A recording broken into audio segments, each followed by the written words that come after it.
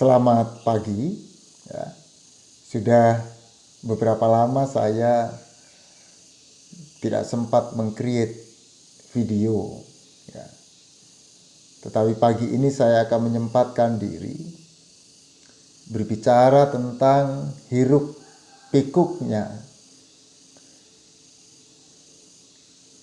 lini masa media elektronik 1 minggu terakhir diwarnai oleh percakapan, diskusi, baik yang setuju maupun yang tidak setuju, terkait keputusan pemecatan secara permanen Dr. Terawan di Muktamar ke-31 IDI di kota Banda Aceh. Yang menarik adalah saya membaca dari Tribun News, ya, disampaikan di sana, ya. Saya baca Tribun News 29 Maret 2022. Salah satu penyebab dipecatnya Dr. Terawan adalah soal praktik cuci otak yang dilakukan oleh Dr. Terawan di beberapa tahun sebelumnya. Ya, itu dilakukan tahun 2018 yang lalu. Ya. Praktik cuci otak yang dilakukan oleh Terawan, ya, saya coba telusuri, ya. Kompas 28 Maret 2022 menyampaikan sebuah artikel yang berjudul kontroversi terapi cuci otak, alasan Terawan dipecat sementara IDI pada 2018.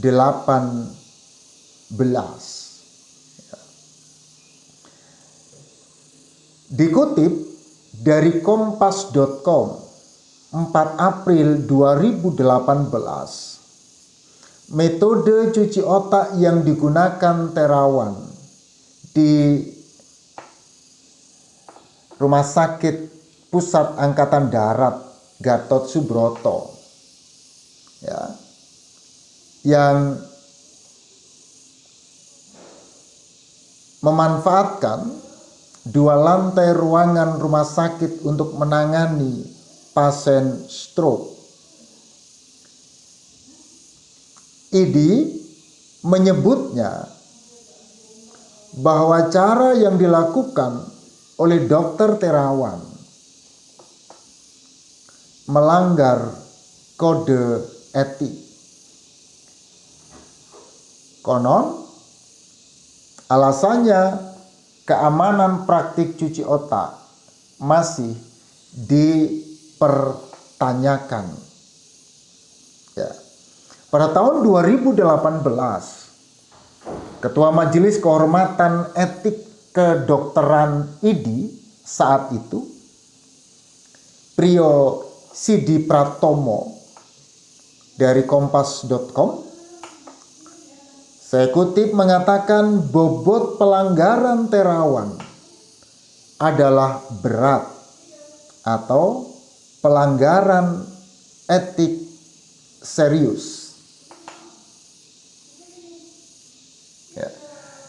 Agak berbeda sama sekali, ya, sudut pandang IDI terhadap praktik yang dilakukan oleh Dr. Terawan dengan testimoni pasien atau testimoni orang-orang yang menerima layanan kesehatan dokter Terawan. Ya. Saya mencoba menelusur dari berita 1.com yang terbit Sabtu 7 April 2018 yang diberikan judul Terawan, metode DSA sudah diuji secara ilmiah. Ya. Jadi di situ Terawan menegaskan metode DSA, Digital Subtraction Angiogram, atau yang lebih dikenal dengan cuci otak. Dia katakan sudah diuji secara ilmiah. Uji ilmiah dilakukan saat dia menuangkan metode temuannya itu dalam disertasi program doktoral di Universitas Hasanuddin Makassar tahun 2016. Riset tentang DSA bahkan telah melahirkan 12 jurnal internasional dan 6 orang doktor, termasuk dirinya. Ya. Testimoni dari para pasien, ya. Tetap saya baca dari berita1.com menyampaikan SBY merasakan manfaat yang jauh lebih baik setelah ia menerima layanan dari dokter Terawan. Butet Kartarejasa, ya, dikutip oleh Berita 1 juga mengatakan, saya berobat pada dokter Terawan tahun 2015 dan berhasil sembuh. Dia itu dokter yang kreatif dan inovatif. Mengapa harus dipermasalahkan dan dinonaktifkan? Bagi saya, yang penting dokter itu bisa memberikan manfaat kesehatan dan berguna bagi pasiennya. Terbukti, dokter Terawan telah menyembuhkan ribuan pasien. Kata Butet Kartarejasa. Itu testimoni yang bisa kita cek, ya. Oke. Saya tidak akan berbicara panjang terkait tentang konflik antara ID dan dokter Terawan. Tetapi saya mau melihat situasi ini, ya, praktik kedokteran yang dilakukan oleh Terawan dalam perspektif disabilitas. Ya. Saya melihatnya bahwa ada ideologi yang kemudian disebut dengan ini konflik ideologi kenormalan. Ya. Dalam perspektif disabilitas, ini disabilitas dalam ketegangan kenormalan. Kenapa ketegangan kenormalan? Ya. Bahwa norma yang dianut di tengah masyarakat adalah sebuah norma yang dipegang oleh komunitas-komunitas di tengah masyarakat. apa yang dipahami oleh masyarakat dan sesuatu itu sesuai dengan harapan masyarakat, maka itu dianggap sebagai yang normal.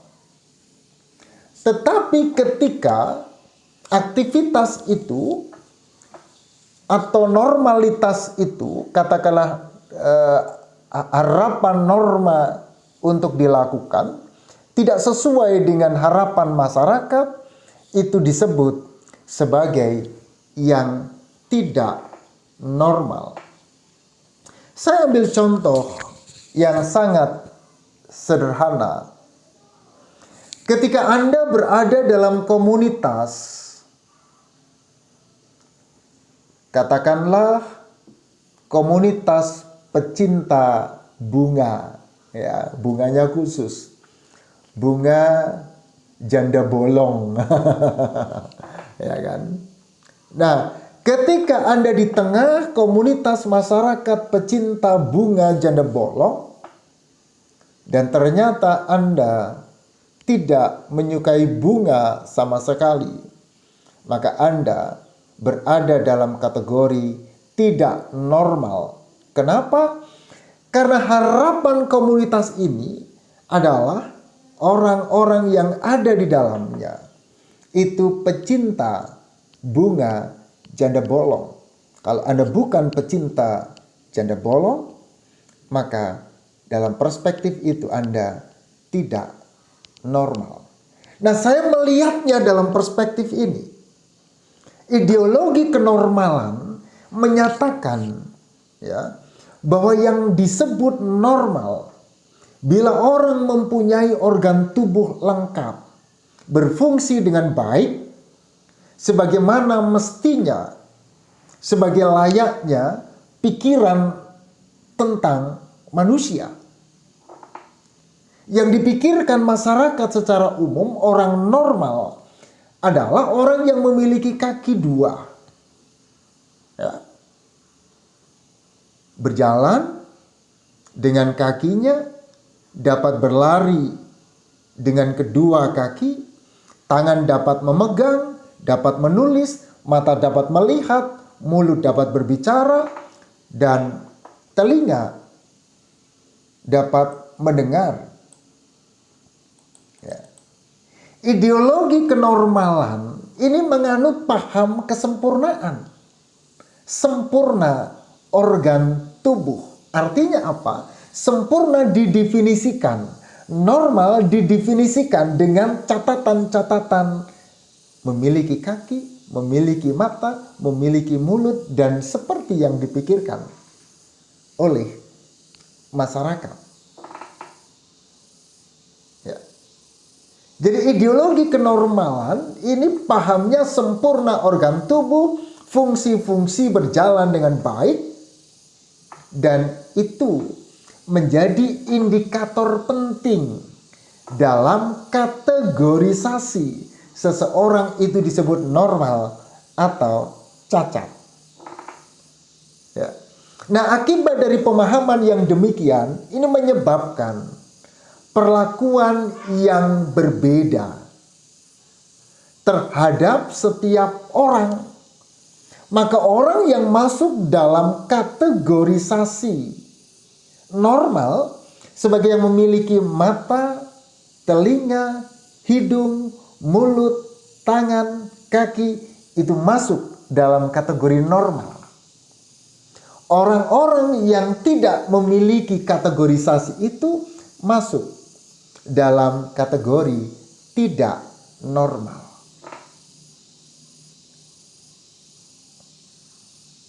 Artinya apa? Maka orang yang tidak sesuai dengan kategorisasi yang dibuat,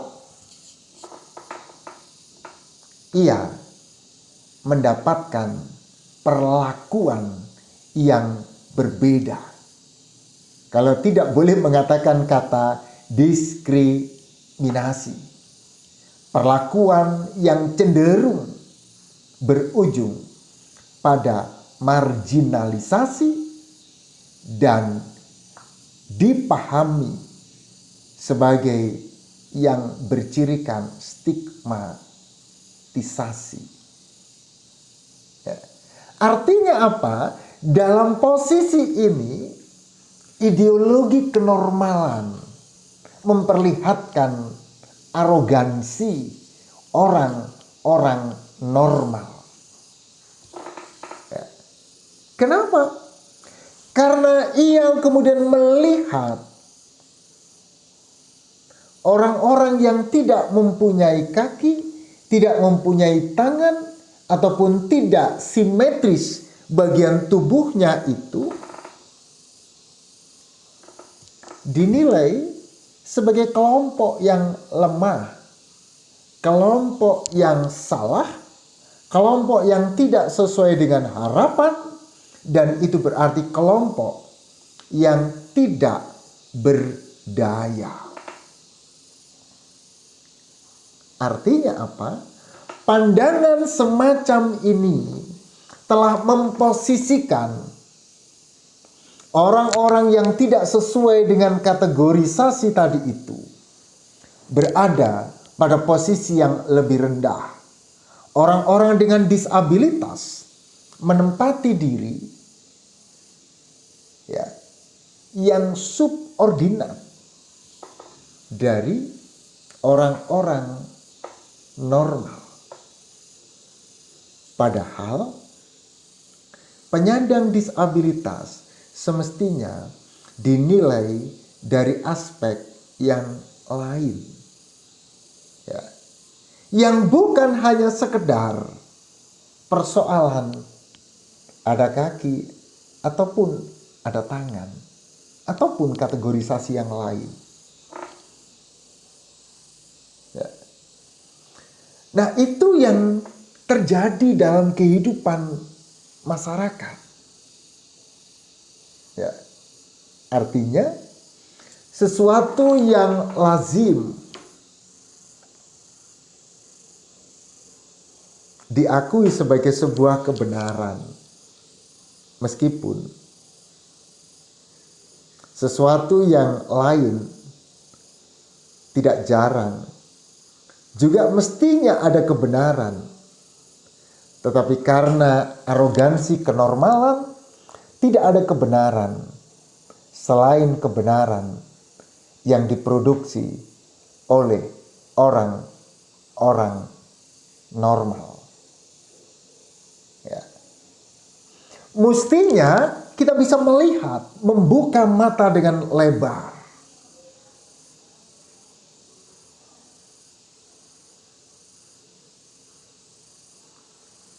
Keragaman kehidupan. Ya. Ada cukup ragam kehidupan yang ada di tengah-tengah masyarakat. Ada berbagai variasi yang artinya benar atau tidak benar, melanggar atau tidak melanggar etika. Ya. Kita tidak bisa mengukurnya hanya dalam kategorisasi tertentu tanpa melihatnya secara utuh. Mari belajar dari setiap kasus yang terjadi supaya kita tidak berada dalam arogansi yang seperti ini. Apakah Anda masuk dalam orang-orang yang dipengaruhi oleh ideologi kenormalan, mengukur segala sesuatunya dari kategori-kategorisasi yang Anda tetapkan, ataukah Anda juga melihat bahwa ragam kehidupan tak mungkin diukur hanya oleh satu kategori tertentu saja.